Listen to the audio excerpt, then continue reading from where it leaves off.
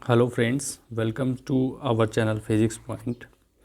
Last class में हमने पढ़ा था कि नाभिक की संरचना के बारे में। उसके अलावा हमने पढ़ा था परमाणु क्रमांक क्या होता है। उसके बाद में हमने पढ़ा द्रव्यमान संख्या क्या होती है, नाभिक को कैसे प्रदर्शित करते हैं, इसके बारे में पढ़ा था। उसके बाद में हमने देखा था समस्थानिक क्या होते हैं। उसके बाद में हमने देखा था समभारिक क्या होते हैं। उसके बाद में हमने देखा था सम न्यूट्रॉनिक क्या होते हैं। इस सब के बारे में हमने लास्ट क्लास में चर्चा की थी और उसमें हमने लास्ट क्लास में बताया था कि एक जो एएमयू है वो किसके बराबर होता है और एक एएमयू से कितनी ऊर्जा का हमें प्राप्त होती है, इसके बारे में हमने लास्ट क्लास में डिस्कस किया था। यदि आपने हमारी लास्ट क्लास अभी तक नहीं देखी है तो उसको एक बार देखें और उसके बाद ही इसी वीडियो को देखें, तभी एक अच्छी सीक्वेंस बन पाएगी। तो आज का जो हमारा जो टॉपिक है वो है द्रव्यमान क्षति, ये जिसे अंग्रेजी में बोलते हैं मास डिफेक्ट। अब द्रव्यमान क्षति क्या होती है? देखो, किसी भी नाभिक का द्रव्यमान उसमें उपस्थित प्रोटोन व न्यूट्रॉनों के द्रव्यमान के बराबर होना चाहिए।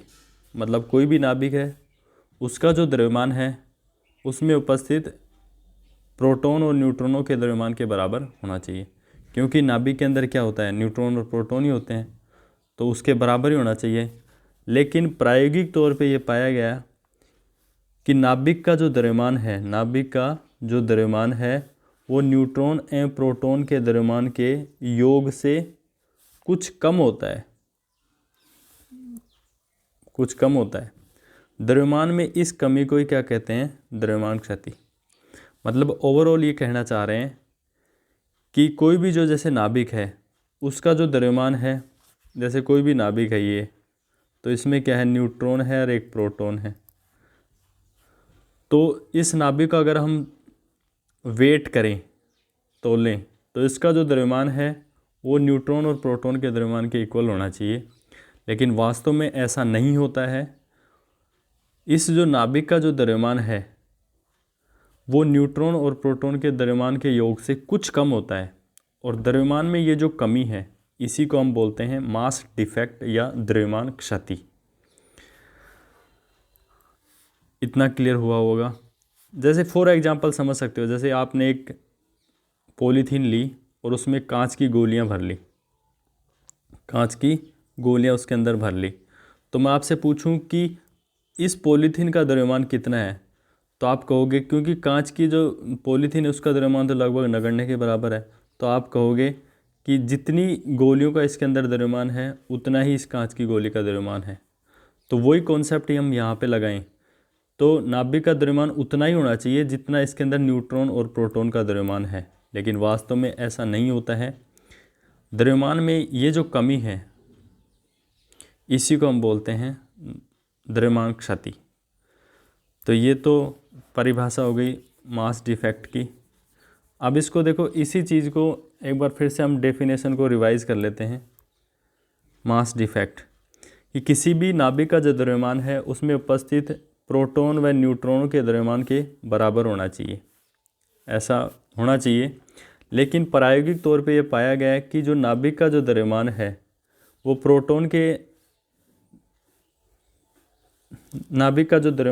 वो न्यूट्रॉन और प्रोटॉन के द्रव्यमानों के योग से कुछ कम होता है, और द्रव्यमान में ये जो कमी है इसी को हम क्या कहते हैं, द्रव्यमान क्षति है। अब ये जो डेफिनेशन हमने जो ऊपर पढ़ी है इसी को हमें मैथमेटिकल फॉर्म में लिखना है कि यदि मान लेते हैं किसी नाभिक का जो द्रव्यमान है वो MAZ है और उसमें उपस्थित प्रोटॉन और न्यूट्रॉनों के द्रव्यमान क्रमशः MP प्रोटॉन का हो गया और MN न्यूट्रॉन का हो गया, तो द्रव्यमान क्षति कैसे लिखेंगे? तो द्रव्यमान क्षति को डेल्टा M से रिप्रेजेंट किया है। तो ये कह रहा है कि न्यूट्रॉन और प्रोटॉनों के द्रव्यमान से ज़्यादा ही होता है, तो न्यूट्रॉन प्लस प्रोटॉन का द्रव्यमान माइनस नाभिक का वास्तविक द्रव्यमान को घटा दें तो आपको यहाँ पे द्रव्यमान क्षति मिल जाएगी। तो डेल्टा M द्रव्यमान क्षति बराबर न्यूट्रॉन प्लस प्रोटॉन का द्रव्यमान माइनस नाभिक का वास्तविक द्रव्यमान, यही क्या है, द्रव्यमान क्षति है। जैसे अब आगे न्यूमेरिकल आएंगे ना, तो उसमें हम ये पढ़ेंगे कि जैसे आपको पूछते हैं कि जैसे कोई नाभिक है, उसको बनाने में कितनी ऊर्जा की द्रव्यमान क्षति हुई या कितनी ऊर्जा की ह्रास हुआ, या तो आपको क्या करना है, सबसे पहले द्रव्यमान क्षति निकालनी है। सबसे पहले आपको द्रव्यमान क्षति निकालनी है, उसके बाद में इसको सी स्क्वायर से निकाल लेंगे, गुणा कर देंगे, तो आपको कितनी ऊर्जा का ह्रास हुआ किसी नाभिक को बनाने में, तो आप यहाँ से कैलकुलेट कर सकते हैं। मतलब द्रव्यमान जो क्षति है, अगर आप उसको सी स्क्वायर से गुणा कर दें तो वही जो द्रव्यमान क्षति है वो ऊर्जा ह्रास में बदल जाएगी। आपको बस इतना ही ध्यान रखना है। तो ये तो द्रव्यमान क्षति हो गई। इसके बाद में है नाभिक का आकार, साइज ऑफ न्यूक्लियर साइज, जिसको अंग्रेजी में बोलते हैं न्यूक्लियर साइज। अब देखो, हम जानते हैं कि नाभिक का जो आयतन है उसकी द्रव्यमान संख्या एक के समानुपाती होता है। देखो, जैसे द्रव्यमान संख्या कम है तो नाभिक छोटा होगा, तो आयतन क्या होगा, कम होगा। अगर द्रव्यमान संख्या ज़्यादा है तो उसमें न्यूट्रॉन प्रोटॉन की संख्या क्या होगी, ज़्यादा होगी। उसमें न्यूट्रॉन और प्रोटॉन की संख्या ज़्यादा होगी, तो उसका वैसे ही यदि द्रव्यमान संख्या ज़्यादा है तो न्यूट्रॉन प्रोटॉन की संख्या, यदि द्रव्यमान संख्या ज़्यादा है तो उसमें न्यूट्रॉन प्रोटॉन की संख्या क्या हो जाएगी, ज़्यादा हो जाएगी, जिससे उसका आयतन भी बढ़ जाएगा, आकार बढ़ जाएगा तो आयतन भी बढ़ जाएगा। तो ओवरऑल ये कहना चाह रहे हैं, ओवरऑल हम ये कहना चाह रहे हैं कि जो नाभिक का जो आयतन है उसकी द्रव्यमान संख्या ए के समानुपाती होता है। तो V प्रोपोर्शनल टू A। तो V को क्या लिख सकते हैं, नाभिक का आयतन को क्या लिख सकते हैं, क्योंकि नाभिक गोले की तरह कार्य करेगा, गोले के समान ही होता है, जिसकी रेडियस कैपिटल R मान लेते हैं। तो 4 pi R cube proportional to the A ये हो जाएगा। अब देखो, हम जितने भी ये कांस्टेंट है उनको एक साथ ही लिख देंगे। तो ओवरऑल जैसे R की A पे डिपेंडेंस बताएं तो R cube proportional to the A, R cube proportional to the R cube proportional to the A हो जाएगा। मतलब ये कांस्टेंट है, इनको हम मतलब केवल R की A पे डिपेंडेंस बता रहे हैं केवल। तो R बराबर A की पावर 1/3। अब जितने 4 पाई जितने भी कांस्टेंट है ना, एक प्रोपोर्शनलिटी कांस्टेंट यहाँ से हटेगा तो भी आएगा। तो ओवरऑल जो इसकी जो रिलेशन आ जाएगा, R बराबर R0 A की पावर 1/3। यहाँ पे R0 की जो वैल्यू है वो 1.5 से लेके 1.1 से लेके 1.5 गुणा 10 की पावर -15 मीटर तक हो सकती है। तो ये बहुत ही इंपॉर्टेंट फार्मूला है, यहाँ से बहुत ज़्यादा न्यूमेरिकल पूछे जाते हैं। आपको द्रव्यमान संख्या दे देंगे और उसकी मतलब रेडियस पूछ लेंगे नाभिक की, इस आधार पे आप कैलकुलेट कर सकते हो। आपको मतलब मेरे को ऐसा महसूस हो रहा है इतना समझ में नहीं आया होगा, मैं एक बार फिर से इसी को रिवाइज कर देता हूँ। देखो, सीधी सीधी डिपेंडेंस देखते हैं पहले। तो जो द्रव्यमान है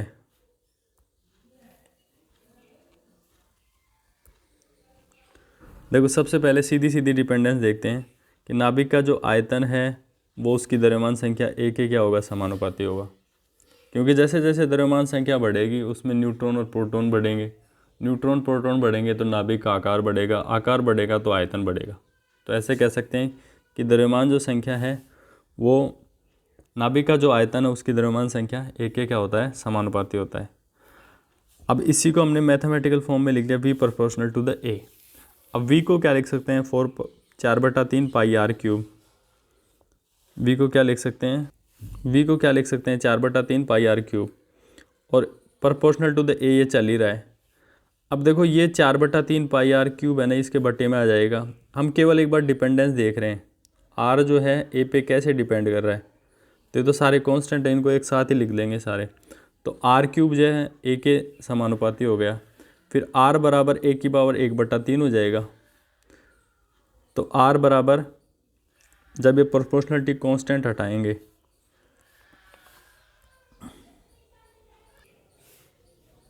तो R बराबर क्या हो जाएगा, R0 1/1/3। अब आर नोट एक कांस्टेंट है, जो हमने 4/4/3 पाई वो भी इसमें आ गया, और भी एक कांस्टेंट है जो भी सारे इसमें एक साथ इंक्लूड हो जाएंगे, तो इसकी वैल्यू 1.1 से लेकर 1.5 फर्मी की रेंज में हो जाएगी। अब देखो ये बहुत ही इंपॉर्टेंट न्यूमेरिकल है, जो बहुत सारी एग्ज़ाम्स में पूछा जाता है, पूछा गया है। यहाँ तक एक Tata institute of fundamental and research TIFR की एग्ज़ाम में भी ये न्यूमेरिकल पूछा गया है। तो और बहुत बार यूनिवर्सिटी एग्ज़ाम में डायरेक्ट इक्वेशन न्यूमेरिकल पूछा गया है। तो ये न्यूमेरिकल हम आपको समझा देते हैं। बाकी अगर आप कोशिश कर सकते हो तो आपको स्वयं को एक बार ट्राई करना चाहिए।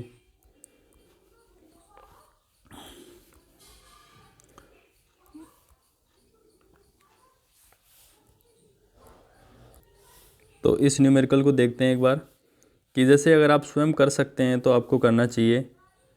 एक बार खुद ट्राई करके कोई भी न्यूमेरिकल करेंगे तो उससे कॉन्सेप्ट में जो है ज़्यादा क्लियरिटी आती है। तो इसमें क्वेश्चन दे रखा है, एक स्थायी नाभिक OS A189 नाभिक की त्रिज्या 1/3 है। एक स्थायी नाभिक की त्रिज्या, मतलब पूरा क्वेश्चन नीचे है, थोड़ा सा ध्यान से देखेंगे। एक स्थायी नाभिक की त्रिज्या OS 189 नाभिक की त्रिज्या की 1/3 है। नाभिक की त्रिज्या की 1/3 है, तो यह अस्थायी स्थायी नाभिक कौन सा है, ये आपको बताना है। तो ये क्वेश्चन आपने पढ़ लिया होगा। अब उसके बाद में देखते हैं। देखो, माना स्थायी नाभिक की त्रिज्या कैपिटल R है और उसकी द्रव्यमान संख्या A है, तो इसका फॉर्मूला ये बन जाएगा R बराबर R0 A⁻1/3। उसके नीचे देखते हैं, माना पुनः माना OS 189 नाभिक की त्रिज्या R1 और द्रव्यमान संख्या A1 बराबर इतना है, तो इसका फॉर्मूला ये बन जाएगा। अब देखो ये झंझट है एक्स्ट्रा कांस्टेंट R0 का, है ना, इसके इतना हो जाएगा। उसके बाद में देखो प्रश्नानुसार आपको क्या देखा है कि जो स्थायी नाभिक की जो त्रिज्या है वो OS 189 त्रिज्या की 1/3 है। तो ये प्रश्नानुसार ये हो जाएगा। अब R0 A⁻1/3 इसको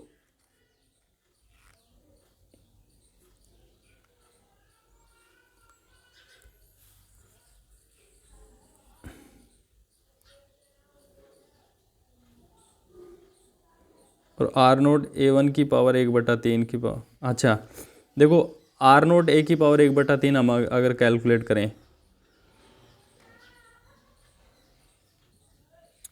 तो R0 A1 की पावर 1/3,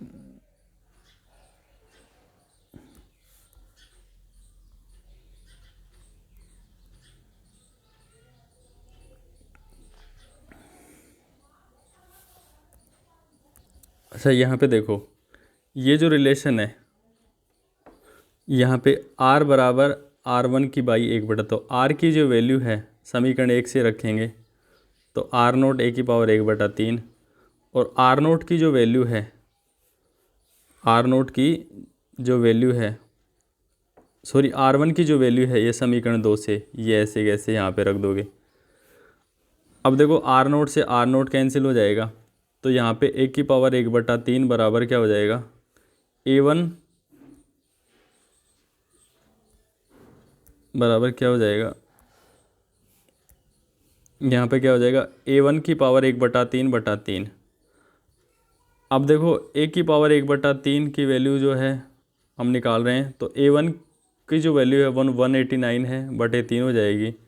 अब दोनों साइड में हम क्या करेंगे, देखो A1 की पावर 1/3 बटा 1/189 की पावर। अब क्या करेंगे, देखो कैलकुलेशन देखते हैं यहाँ पे। तो A1 की A⁻1 1/3 बराबर 189 की पावर 1/3/3। अब यहाँ से घन करेंगे ना, तो 189 के जो बटे में है,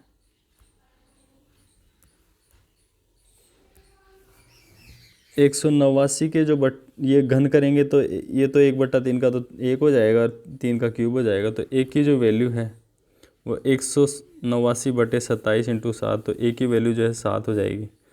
तो ए की जो वैल्यू जो 7 है वो देखो, जैसे हाइड्रोजन, हीलियम, लिथियम, फिर बेरिलियम के लिए तो 4 है, तो फिर ये 1 मिनट सॉरी,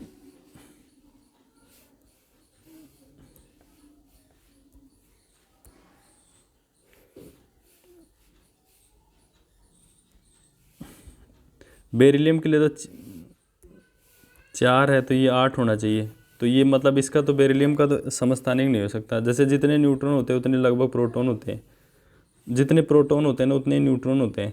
लेकिन ऐसा नहीं होगा कभी भी कि न्यूट्रॉन जो है ना प्रोटॉन से कम हो जाए। तो ये जो है इसका समस्थानिक तो नहीं हो सकता। तो ये कौन सा अस्थायी नाभिक कौन सा हो सकता है? तो Li37 हो सकता है। तो यहाँ पे यही बात यहाँ पे दे रखी है कि यह स्थायी नाभिक Li है। अब देखो सेम कॉन्सेप्ट है, उसी कॉन्सेप्ट पे बेस ये न्यूमेरिकल है। आप इसको खुद से ट्राई करेंगे और हम इसको नेक्स्ट क्लास में अंदर डिस्कस करेंगे। यहाँ पे हम बिल्कुल डिस्कस नहीं कर रहे इसको।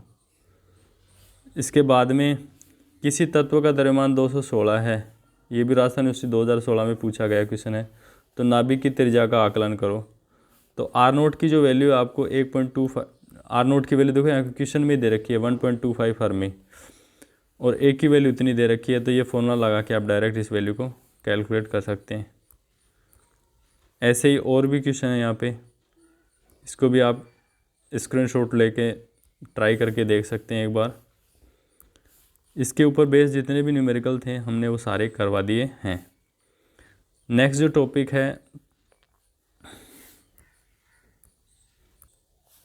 टॉपिक है नाभिक का कोणीय संवेग।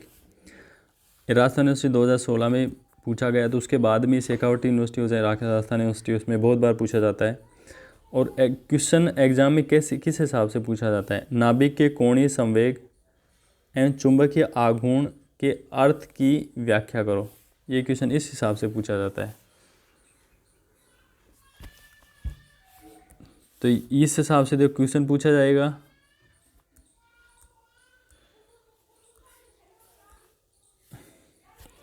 तो देखो इसको समझते हैं, नाभिक का कोणीय संवेग क्या होता है। तो नाभिक के किसी अवयव न्यूट्रॉन या प्रोटॉन एन या पी, तो कोई भी हो सकता है, का कुल कोणीय जो संवेग जे है, कुल कोणीय संवेग जे जो है वो 2 भागों से मिलकर बना होता है। मतलब नाभिक का कोई भी अवयव हो, चाहे न्यूट्रॉन हो या प्रोटॉन हो, उसका जो कुल कोणीय संवेग जे है वो 2 भागों से मिलकर बना होता है। तो वो कौन कौन से 2 भाग हैं? एक तो है कक्षीय कोणीय संवेग L, और दूसरा है स्पिन कोणीय संवेग, या जिसको प्रचक्रण कोणीय संवेग S। इन दोनों के योग से मिलकर बना होता है। देखो ये कॉन्सेप्ट लेने के पीछे रीज़न ये है कि जैसे पृथ्वी जो है सूर्य के चारों ओर चक्कर लगाने के साथ साथ अपने अक्ष पर भी घूर्णन करती है, वैसे ही जो नाभिक जो है, ये अवयव जो है न्यूक्लियस जो है, चाहे वो न्यूट्रॉन हो चाहे वो प्रोटॉन हो, ये भी क्या करते हैं, अपने अक्ष पर चक्कर लगाने के साथ साथ एक निश्चित कक्षा में भी चक्कर लगाते हैं। तो यहाँ पे ये कॉन्सेप्ट लिया गया है। तो जो कुल कोणीय जो संवेग है वो 2 कोणीय संवेगों से मिलकर बना हुआ है, ऐसा इसमें कहा गया है। तो एक बार मैं फिर से रिवाइज कर देता हूँ कि नाभिक के किसी अवयव न्यूट्रॉन या प्रोटॉन का कुल कोणीय संवेग जे 2 भागों से मिलकर बना होता है। वो 2 भाग कौन से हैं? पहला भाग है कक्षीय कोणीय संवेग, जिसे L वेक्टर से डिनोट करते हैं, और दूसरा जो भाग है वो है प्रचक्रण कोणीय संवेग S। अब कुछ भी नहीं है, नॉर्मल सा कैलकुलेशन है, यहाँ पे ज़्यादा दिमाग लगाने की ज़रूरत ही नहीं है। तो देखो ये क्या कहना चाह रहा है कि नाभिक के किसी अवयव, तो किसी अवयव, तो नाभिक के कौन कौन से अवयव? न्यूट्रॉन है, एक प्रोटॉन है। तो न्यूट्रॉन या प्रोटॉन के किसी बिंदु के सापेक्ष, जैसे कोई सेंटर ले लिया हमने उसके सापेक्ष जो है ना, किसी बिंदु के सापेक्ष कक्षीय गति के कारण उत्पन्न संवेग कक्षीय कोणीय संवेग कहलाता है। जैसे नाभिक, जैसे कोई न्यूट्रॉन है वो ऐसे ऐसे गति कर रहा है, तो इस बिंदु के सापेक्ष इसका जो कक्षीय कोणीय संवेग है, वो इस बिंदु के सापेक्ष जो संवेग उत्पन्न होगा उसको कक्षीय कोणीय संवेग कहेंगे। और जिसका जो मान है, ये क्वांटम मैकेनिक्स में हम पढ़ते हैं, एल वेक्टर बराबर कक्षीय कोणीय संवेग का मान root L L plus one H cross. ये एच क्रॉस जो है ना, ये रूट से बाहर है, एक चीज़ का ध्यान रखें। जहाँ एल जो है ना कक्षीय क्वांटम संख्या है, ये देखो क्वांटम के, तो ये तो हो गया किसी भी नाभिक का कक्षीय कोणीय संवेग। तो कक्षीय कोणीय संवेग को एक बार फिर से देख लेते हैं। किसी नाभिक के अवयव, नाभिक के किसी अवयव न्यूट्रॉन या प्रोटॉन के किसी बिंदु के सापेक्ष कक्षीय गति के कारण जो संवेग उत्पन्न होता है उसे ही कक्षीय कोणीय संवेग कहते हैं। और ये क्वांटम का कॉन्सेप्ट है। जब आप क्वांटम पढ़ोगे तो कक्षीय कोणीय संवेग का जो मान है उसकी फिक्स डेरिवेशन है, कैसे निकलता है, तो उसका जो मान होता है ना, एल वेक्टर बराबर root L L plus one H cross होता है, जहाँ पे एल जो है ना एक कक्षीय क्वांटम संख्या है। उसके बाद में है स्पिन कोणीय संवेग या प्रचक्रण कोणीय संवेग।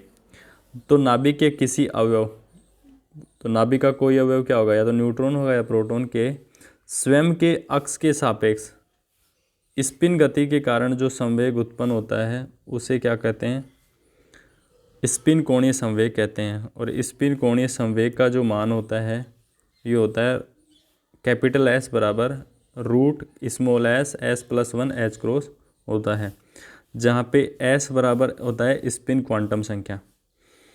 तो अगर आपसे पूछ रहे तो कुल कोणीय संवेग एल जे वेक्टर बराबर क्या होगा, तो इसमें कक्षीय कोणीय संवेग और स्पिन कोणीय संवेग को हम जोड़ देंगे तो हमारे को यहाँ पे कुल कोणीय संवेग मिल जाएगा। और कुल कोणीय संवेग का जो मान है, जैसे उसको L L plus one root में लिखा है, वैसे इसको कुल कोणीय संवेग root J J plus one H cross हो जाएगा। मतलब इस फॉर्मूले से भी निकल जाएगा और इसको हम डायरेक्ट इस फॉर्म में भी लिख सकते हैं। अब इसके यहाँ पे कुछ इम्पोर्टेंट रिजल्ट्स हैं, निष्कर्ष हैं, उसको हम देखते हैं। जब न्यूट्रॉन और प्रोटॉन की संख्या सम हो तो कुल कोणीय संवेग जे का मान 0 होता है। देखो ये कॉन्सेप्ट जो एमएससी में आप न्यूक्लियर फिजिक्स पढ़ोगे उसमें भी काम आएंगे, जब आप वहाँ पे स्पिन एंड पैरिटी निकालते हैं। तो यहाँ पे न्यूट्रॉन और प्रोटॉन दोनों की संख्या सम है, मतलब जेड भी सम है, एन भी सम है, तो कुल कोणीय संवेग जे का जो मान है वो 0 होगा। ये पहली बात हो गया। इस स्थिति में क्या होता है, इस स्थिति में विपरीत कोणीय संवेग वाले जो न्यूक्लियॉन्स हैं वो परस्पर युग्मित होकर नाभिक को क्या देते हैं, स्थायित्व प्रदान करते हैं। मतलब विपरीत जो कोणीय संवेग वाले जो न्यूक्लियॉन्स जो है ना यहाँ पे, वो परस्पर क्या हो जाते हैं, युग्मित हो जाते हैं, जो नाभिक को स्थायित्व प्रदान करते हैं। ये नाभिक जो होते हैं वो सर्वाधिक स्थायी होते हैं, मतलब जिनमें जेड भी सम होता है और एन भी सम होता है। ये हम आगे मैजिक नंबर का भी कॉन्सेप्ट आएगा जब न्यूक्लियर सेल मॉडल पढ़ेंगे, तो वहाँ पे भी आपको समझ में आएगा कि जब दोनों सम होते हैं तो वो नाभिक सर्वाधिक स्थायी होते हैं। तो नेक्स्ट जो क्लास में हम नाभिक का चतुर्ध्रुव आघूर्ण डिस्कस करेंगे। आज के लिए इतना ही, तब तक के लिए नमस्कार।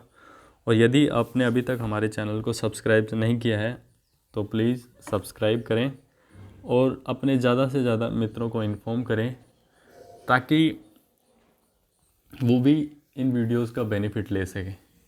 देखिए, आपसे यहाँ पे कोई एक्स्ट्रा फीस या चार्ज नहीं लिया जा रहा है, सब कुछ फ्री ऑफ कॉस्ट है।